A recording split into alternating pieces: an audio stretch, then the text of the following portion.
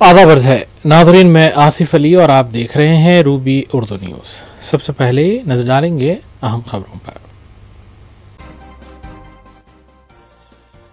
Chief minister Telangana ए रेवंत रेड्डी का Japan दौरा जारी। जापान तेलुगु समख्या की तकरीब में शिरकत। मुख्तलिफ प्रोग्राम से वज़ीर आला रेवंत रेड्डी ने किया खिताब।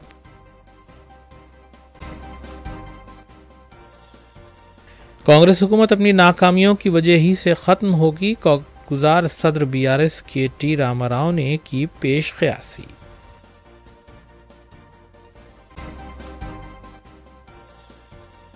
हाइड्रा की जानिब से हफीज़पेट में वाक़े मुतनाज़ा पाएगा अराज़ियात पर की गई गैर मजाज तामीरात की गई मुनहदिम।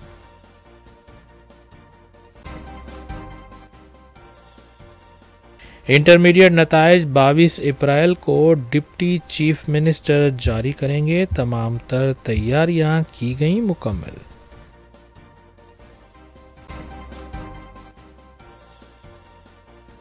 तेलंगाना और आंध्र हज कमेटियों की मुश्तरका जायजा मीटिंग। हैदराबाद से आंध्र प्रदेश के 12,000 आज़मीन हज की रवानगी मुतवक्को।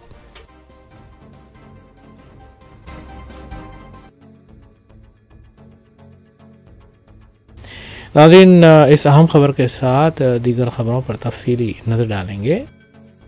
वज़ीर तेलंगाना ए रेवंत रेड्डी ने जापान में मुनक़्क़दा तक़रीब से खिताब करते हुए कहा है कि एक जानिब वज़ीर-ए-आज़म हिंद नरेंद्र मोदी गुजरात में साबरमती नदी, दिल्ली में यमुना नदी और वाराणसी में नदी को डेवलप करने की कोशिशें कर रहे हैं, जबकि दूसरी जानिब बीजेपी क़ायदीन और मरकज़ी वज़रा मूसा नदी को फ़रोग़ देने की मुखालिफत कर रहे हैं। वज़ीर आला रेवंत रेड्डी ने बताया कि हैदराबाद शहर को आलूदगी से पाक करने और जापान जैसी सहूलतें और आलूदगी से पाक करने का मंसूबा बनाने की तैयारी की जा रही है। उन्होंने बताया कि मूसा नदी प्रोजेक्ट को भी पाए तकमील किया जाएगा। इस मौके पर सीएम ए रेवंत रेड्डी ने मुख्तलिफ प्रोग्राम से खिताब किया। वाज़ेह रहे कि वज़ीर तेलंगाना ए रेवंत रेड्डी जापान के 8 रोज़ा दौरे पर हैं, जहां पर वो न सिर्फ ये कि बैरूनी सरमाकारों को तेलंगाना में सरमाकारी के लिए राग़िब कर रहे हैं, बल्कि मुख्तलिफ प्रोजेक्ट्स के लिए फ़ंड्स की भी कोशिश कर रहे हैं।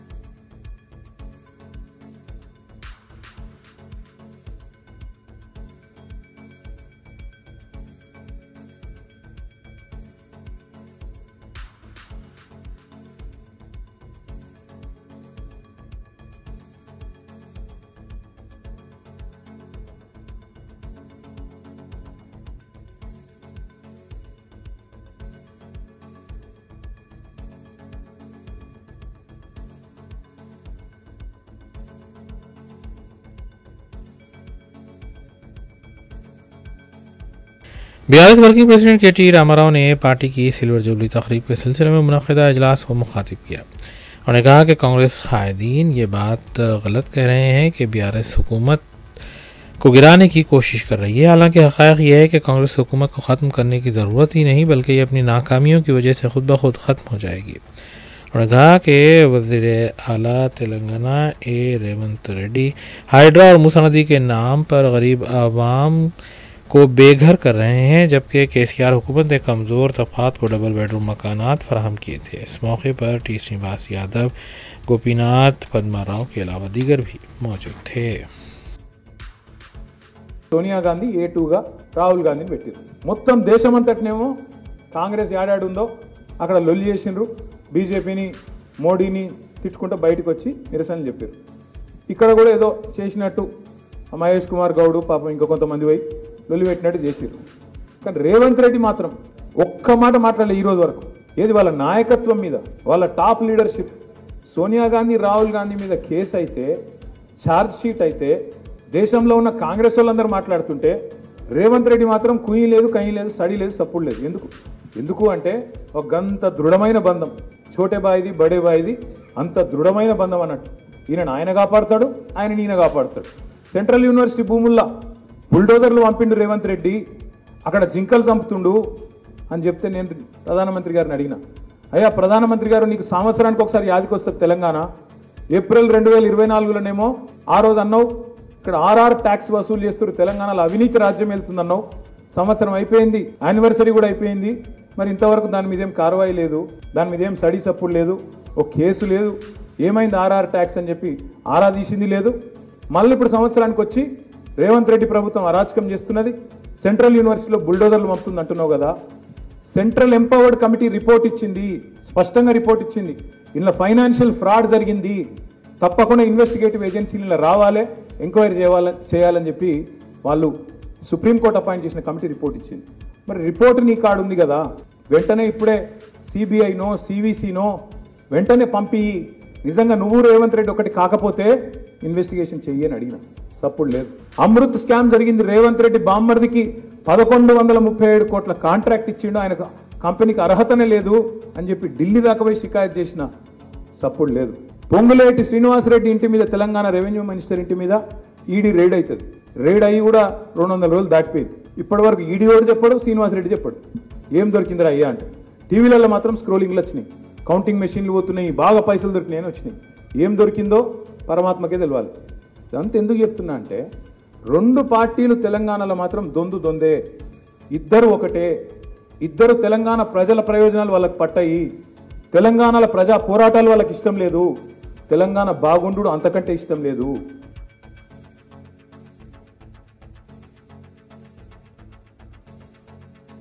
बीआरएस रुकन असम्बली हरीश राव ने सिद्दीपेट में मुनक़िदा इजलास को मुखातिब किया। उन्होंने कहा कि बीजेपी के तेलंगाना से रुकने वाले मरकजी वज़रा बंडी संजय और किशन रेड्डी रियासत की तरक्की के लिए 1 रुपया तक हासिल नहीं कर सके।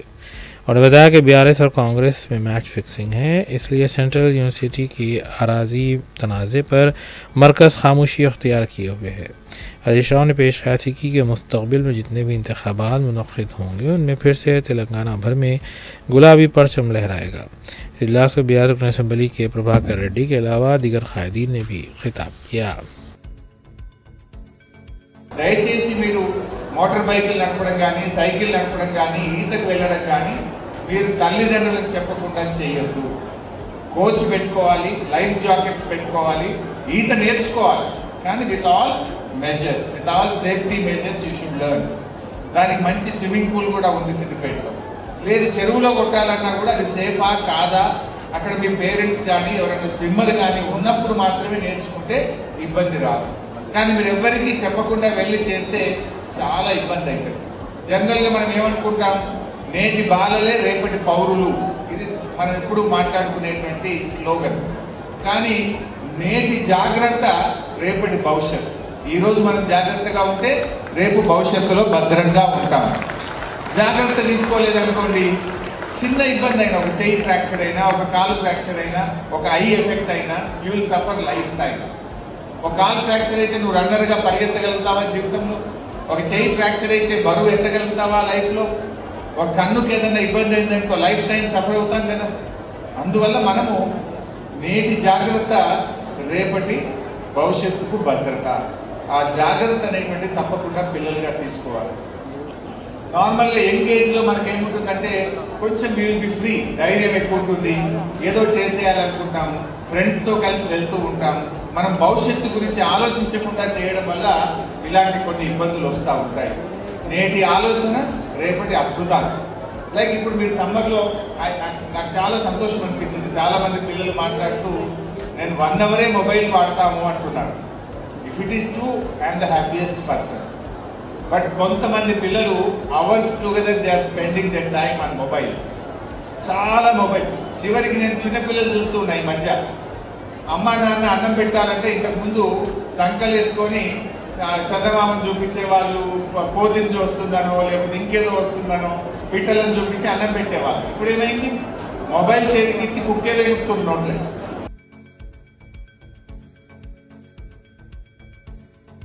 रियासती वज़ीर-ए-माल पी श्रीनिवास रेड्डी ने रियासत के मुख्तलिफ अजला में जलसे आम का इनेकाद मनाते हुए हुकूमत की जानिब से शुरू करदा भू भारती पोर्टल की तशहीर कर रहे हैं। इस सिलसिले के तहत हफ्ते को मुनक़्क़िदा जलसे आम से उन्होंने खिताब किया। पी श्रीनिवास रेड्डी ने कहा कि भू भारती के ज़रिए न सिर्फ किसानों की अराज़ियात बल्कि औक़ाफ़ी एंडोमेंट और सरकारी अराज़ियात का तहफ़्फ़ुज़ भी किया जाएगा और आम आदमी की अराज़ियात के तहफ़्फ़ुज़ को भी यकीनी बनाया जाएगा। తెలంగాణ రాష్ట్ర ప్రజలు రైతన్నలు భూములున్న ఆసాములు తెలంగాణ రాష్ట్రంలో ఇందిరమ్మ రాజ్యాన్ని తెచ్చుకున్నారు అంటే ఆనాటి పాలకులకి ఈనాటి ప్రతిపక్షంలో ఉన్న నాయకులకి ఇంకా జ్ఞానోదయం కాకుండా ఏ భూభారతిని అసెంబ్లీలో ప్రవేశపెట్టినప్పుడు ఏ పేదోడి కన్నీరు తుడవటానికి భూభారతిని తీసుకొచ్చిన మన ఇందిరమ్మ ప్రభుత్వం అసెంబ్లీలో ఈ బిల్లును పెట్టినప్పుడు వీధుల్లో రౌడీల్లా ఆ బిల్లు పెట్టకుండా ఎలా అడ్డుకున్నారో స్పీకర్ గారి మీద గాని నా మీద గాని ఆ కాగితాలు చింపి ఎలా వేశారో ఆనాడు రాష్ట్ర ప్రజలందరూ ప్రత్యక్షంగా చూశారు. అయినా వాళ్ళకి జ్ఞానోదయం రాలే. 2 పర్యాయాలు చెంప చెల్లుమనేటట్టు తెలంగాణ ప్రజల తీర్పు ఇచ్చినా వారు ఏం తప్పు చేశారో ధరణిలో ఏమి తప్పులున్నాయో అనేది గ్రహించకుండా ప్రతిపక్షంలో ఉన్నావు కాబట్టి ఏది పడితే అది మాట్లాడతామని మాట్లాడితే చెల్లుద్దని వారు అనుకున్నారే తప్ప వారు చేసిన తప్పుని గ్రహించకపోవటం నిజంగా దురదృష్టకరం. ఈ వేదిక మీద నుంచి వారిని ఒక్కటే అడగదలుచుకున్నాను. అయ్యా, మీరు 2020 చట్టం చేశారు. చట్టం చేసిన తర్వాత ఆ చట్టాలలో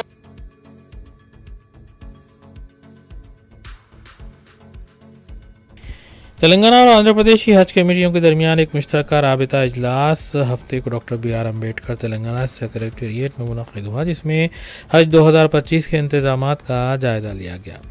वज़ीर मोहम्मद फ़ारूक ने तेलंगाना हुकूमत की मेहमान नवाजी पर शुक्रिया अदा किया और आंध्र प्रदेश की जानिब से मुकम्मल ताउन की यकीन दहानी भी करवाई। उन्होंने कहा कि आंध्र प्रदेश के आज़मीन की ज़रूरियात को पूरा करने के लिए दोनों रियासतों के दरमियान करीबी राब्ता ज़रूरी है। इस साल 17 रियासतों से तकरीबन 12,000 आज़मीन हज हैदराबाद से रवाना होंगे। हैदराबाद एम्बार्केशन पॉइंट से 29 अप्रैल से हज परवाज़ों का आगाज़ होगा, जिनमें 7 परवाज़ें मदीना मुनव्वरा और 24 परवाज़ें जद्दा से रवाना होंगी। वाज़ेह है कि इस प्रोग्राम में आंध्र प्रदेश की जानिब से जहां रियासती वज़ीर N फ़ारूक और दीगर क़ायदीन ने शिरकत की, वहीं तेलंगाना की जानिब से साबिक़ रियासती वज़ीर और एडवाइज़र तेलंगाना गवर्नमेंट मोहम्मद अली शब्बीर के अलावा तमरीस प्रेसिडेंट मोहम्मद फ़हीम कुरैशी और दीगर ने शिरकत की।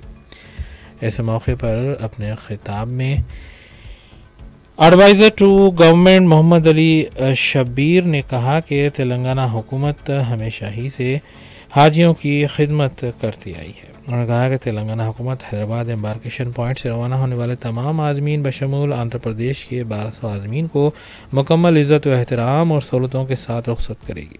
उन्होंने बताया कि दरियाला रेवंत रेड्डी ने वाज़ेह हिदायत दी है कि किसी भी हाजी को शिकायत का मौका न दिया जाए।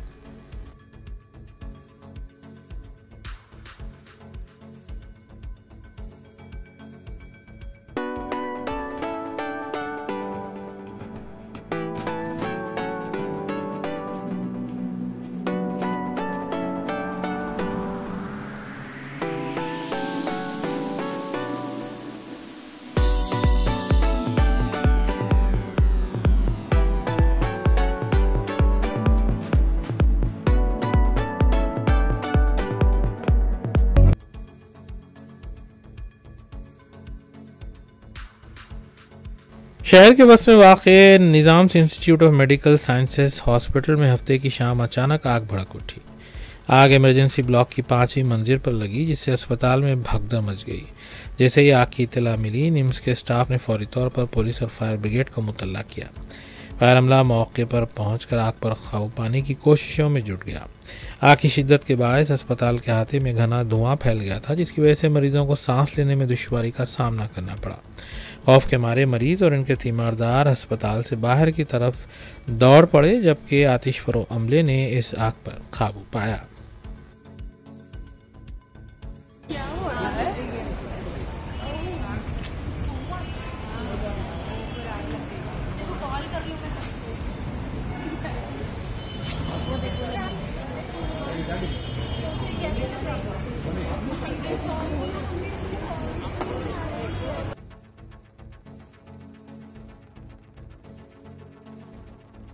हैदराबाद में वाक़ई शाह हातिम तालाब में मच्छरों के खात्मे के लिए ड्रोन से दवा का छिड़काव किया जा रहा है।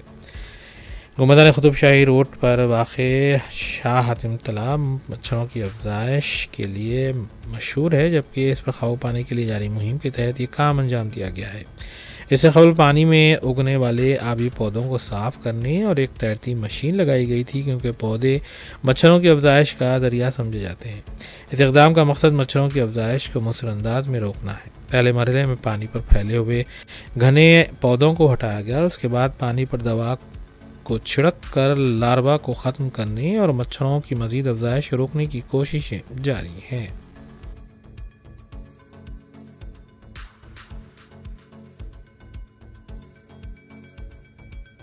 तेलंगाना में आइंदा 2 दिनों के दौरान मुख्तलिफ अजला में बारिश होने का इम्कान है। हैदराबाद के महकमे मौसमियात ने खबरदार किया है कि कहीं कहीं गरज चमक, आंधी और तेज़ हवाओं के साथ बारिश हो सकती है। इतवार को रंगारेड्डी, हैदराबाद, मेडचल, मलकाजगिरी, विकाराबाद, संगारेड्डी, मेदक, महबूबनगर, नागर कर्नूल, वनपर्ती, नारायणपेट और जोगुलांबा गदवाल अजला में तेज़ हवाओं के साथ बारिश मुतवक्को है। इन अजला के लिए महकमे मौसमियात ने येलो अलर्ट जारी किया है।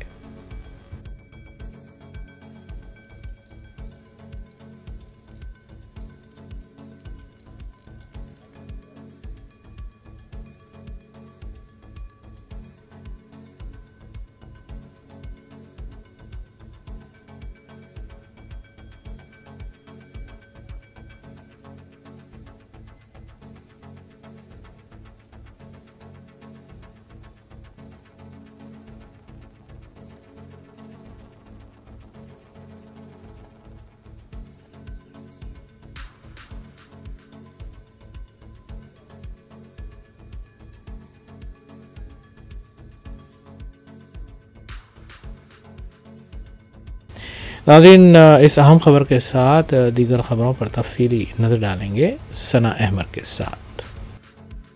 बीआरएस पार्टी के लीडर के टी रामाराव ने बताया है कि वक्फ कानून के खिलाफ दारुसलाम में हफ्ते को होने वाले जलसे में साबिक वजीर दाखिला मोहम्मद महमूद अली बीआरएस पार्टी की नुमाइंदगी करेंगे।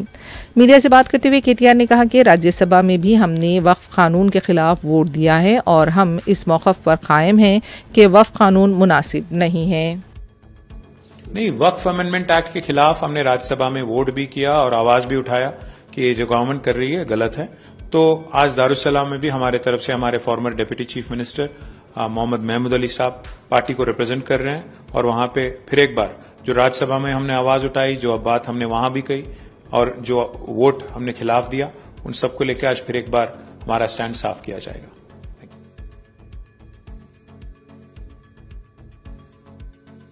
तेलंगाना इंटरमीडिएट इम्तिहानात के नतायज 22 अप्रैल को दोपहर 12 बजे जारी किए जाएंगे।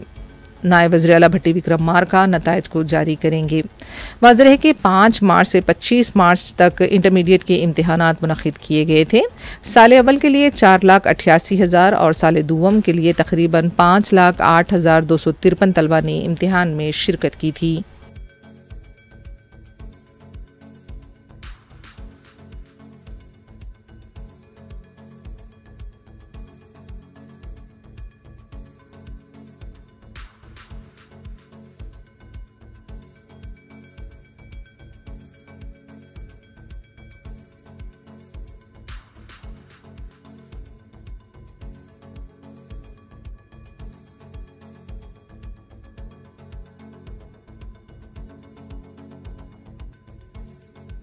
हाइड्रा की जानिब से हफीजपेट में वाक़ मुतनाज़ा पायगा अराजियात पर गैर मजाज तामीरात को मुनहदम किया जा रहा है।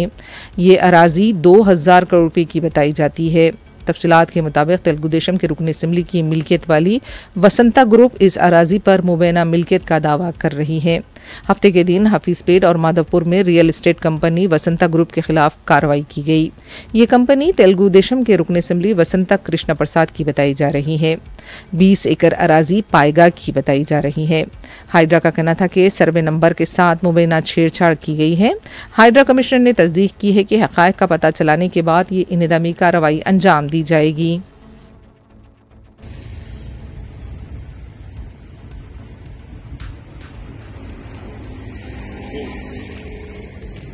रिपोर्टर सर,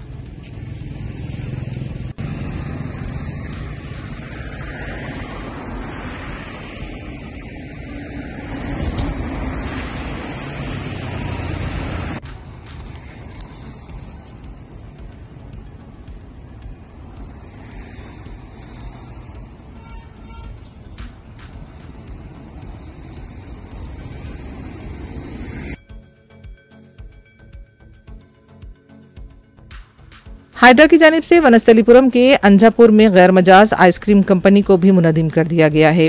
बताया जा रहा है कि मुकामी अवाम की तरफ से इस सिलसिले में हाइड्रा से शिकायत की गई थी कि मुख्तलिफ कॉलोनियों को मरबूत करने वाली सड़क पर कंपनी की तामीर हुई है। हाइड्रा ने तहकीकात करने के बाद कंपनी की तामीर को गैर मजाज तस्वुर किया और उसकी इंतज़ामी कार्रवाई अंजाम दी गई। मुकामी मकीनों की तरफ से इस कार्रवाई के बाद हाइड्रा के कमिश्नर से इजहार तशक्कुर किया गया। ఒక గుమాస్తా లింగం ఎవరు అరిదువారు అయినా గుమాస్తా మొత్తం గుమాస్తా మేడం ఇచ్చేస్తాడు ఇక్కడ ఓనర్ ఎప్పుడు రాడు పాపం ఆయనను కూడా మనం అనొద్దు మా రోడ్ బ్లాక్ చేసినందుకు నేను హైడ్రా కంప్లైంట్ ఇచ్చాను బౌన్సర్లను తీసుకొస్తాడు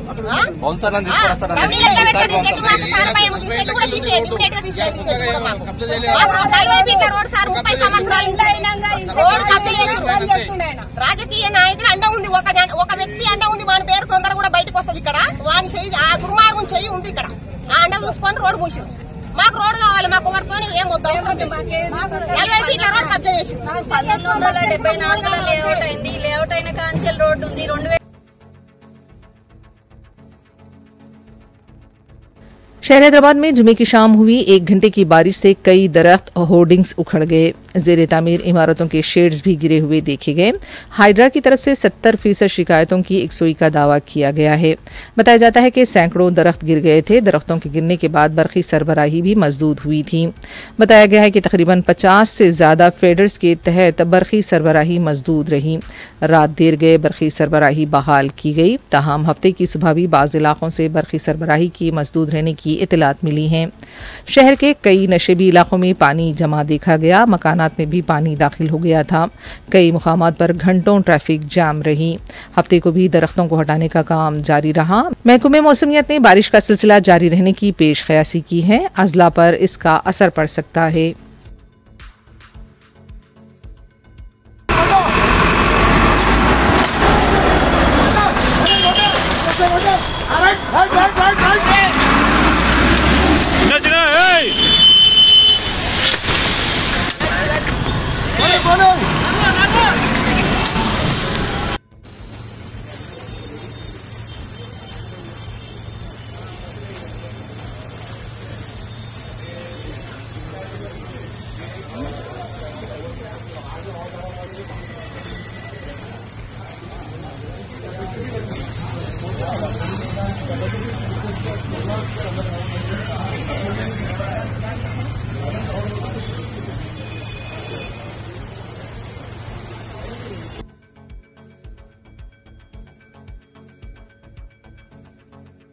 task force south west zone ने लंगर हाउस पुलिस के साथ मिलकर कत्ल की साजिश को नाकाम बनाते हुए 5 अफराद को गिरफ्तार कर लिया है।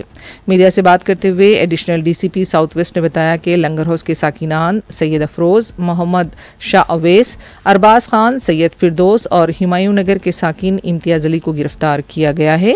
इनके कब्जे से 2 देसी सख्ता पिस्तौल जब्त किए गए। पुलिस ने बताया कि मुलजिम नंबर 1 सैयद अफरोज अराजी तनाज़ेत की यकसुई के अलावा रियल एस्टेट का कारोबार किया करता था। इस कारोबार में अवैस और फिरदौस उसके साथी थे। बताया गया है कि नारसिंगी पुलिस स्टेशन के राउडी शीटर अशरफ उर्फ आशू के साथ रकमी लेन देन को लेकर तनाज़ा चला आ रहा था। इसी बात को लेकर अफरोज ने अशरफ के खिलाफ मंसूबा बनाया। बताया गया है कि मुलजिम नंबर 5 इम्तियाज़ की अशरफ से देरीना दुश्मनी थी, क्योंकि अशरफ के साथियों ने 2020 में इम्तियाज़ के भाई फैयाज का कत्ल किया था। पुलिस ने इस सिलसिले में इतला मिलने पर मुलजिमीन को गिरफ्तार कर लिया है, जबकि इस टोली के मजीद 2 अरकान जब्बार और जमील मफरूर बताए गए हैं। कल 18 तारीख 4 अप्रैल अप्रैल के महीने में 18 तारीख को 4:30 पे एसआई राघेंद्र स्वामी लंगरोज पीएस के एसआई को इन्फॉर्मेशन आया कि अफरोज़ और उसके एसोसिएट्स वो लोग अशरफ बोल के एक नारसिंगी के राउडी शीटर है, उसको मारने की कॉन्स्पिरेसी कर रहे बोल के हमारी इत्तला आई। वो इत्तला आने पर वो इत्तला एसीपी गोलकुंडा सैयद फयाज साहब के पास इन्फॉर्मेशन दिया गया और basing on that Syed Fayaz साहब ऑल्सो उस पर proceeding 165 proceeding search proceeding issue करे और immediately task force additional DCP अंधेर श्रीनिवास साहब की मदद लेकर एक जॉइंट ऑपरेशन करते हुए लंगरोज पुलिस स्टेशन के स्टाफ और टास्क फोर्स के स्टाफ, उनके इंस्पेक्टर बालास्वामी के लीडरशिप में पहले फर्स्ट टाइम ऑल्सो पेंशनपुरा में A1 अफरोज़ को और A2 फिरदौस को दोनों को अरेस्ट किया गया उनके घर से, और उनके पास से एक पिस्टल और 2 राउंड्स बरामद किए गए। उसके बाद में उनको इंट्रोगेशन करने पर ये पता चला कि ये अपना खादरबाग में और 3 लोग हैं, जिसका नाम सैयद इम्तियाज़ अली, मोहम्मद शाह ओवैस और मोहम्मद अरबाज है।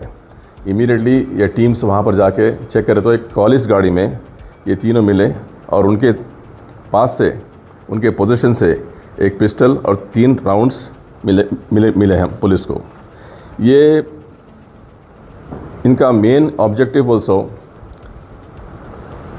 मर्डर करने का था, क्योंकि ये जो अशरफ है और उसके 4 भाई मिलके सन 2020 में 5/5/6/2020 में सैयद फयाजुद्दीन और मोहम्मद शेख मोहम्मद को डबल मर्डर केस किए थे लंगरोज पीएस में, और इसके सिवा भी ये दोनों पार्टीज़ में लैंड डिस्प्यूट्स भी है।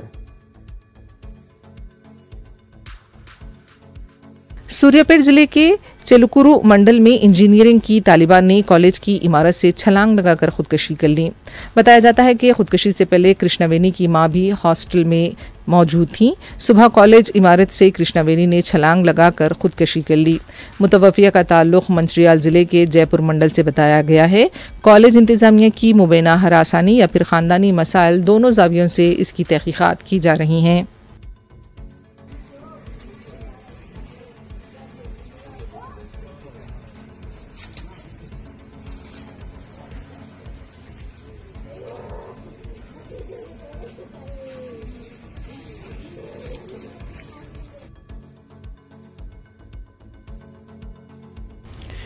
आखिर में देखते हैं सुर्खियां अखबार में। चीफ मिनिस्टर तेलंगाना ए रेवंत रेड्डी का जापान दौरा जारी। जापान तेलुगु समख्या की तकरीब में शिरकत। मुख्तलिफ प्रोग्राम से वज़ीर आला रेवंत रेड्डी ने किया खिताब।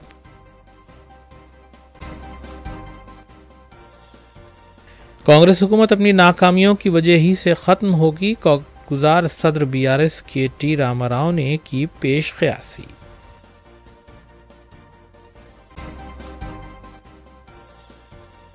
हाइड्रा की जानिब से हफीज पेट में वाक़े मुतनाज़ा पाएगा अराजियात पर की गई गैर मजाज तामीरात की गई मुनहदिम।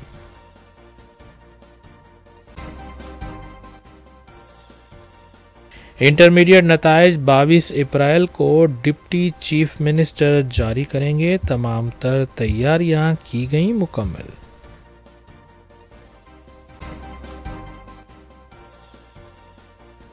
तेलंगाना और आंध्र हज कमेटियों की मुश्तरका जायजा मीटिंग हैदराबाद से आंध्र प्रदेश के 12,000 आज़मीन हज की रवानगी मुतवक्को।